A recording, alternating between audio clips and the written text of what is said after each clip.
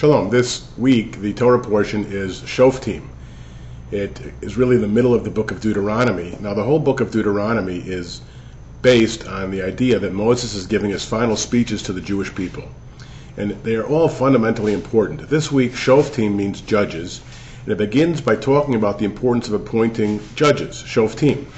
And it has one of the most important three-word phrases in all of literature, tzedek, tzedek, tirdof, usually translated as justice, justice shall you pursue. Now the word tzedek is the root word for justice or righteousness. It forms the root of the word tzedakah, which is giving money to help people who are needy, or a tzaddik, a righteous person, but it really means justice, and it's the root of any civilization.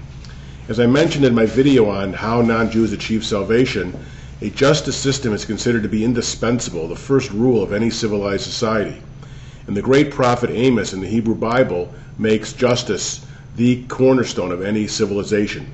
Let justice roll down like the waters, righteousness like a mighty stream. One of the questions, though, is why does it say tzedek, tzedek? Wouldn't you get it the first time if it just said justice pursue? Why justice, justice? And that's the subject of a lot of discussion among our sages as to why it repeats the word. Some people say that one tzedek is for the ends of justice and the other tzedek is for the means. Other people say it's just for emphasis, but certainly a very important phrase.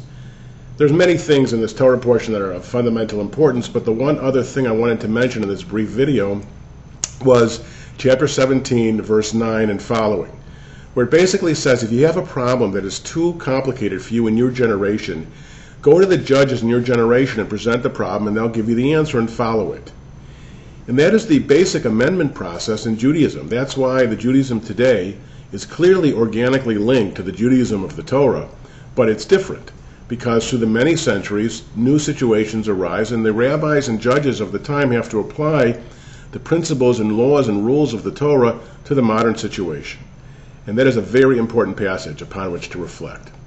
So that is a little bit about the importance of justice, the importance of having fair-minded judges, and of the idea that everything evolves, nothing stays the same, but we hope to have it organically linked in the most powerful way to be legitimate interpretations and understandings of God's will.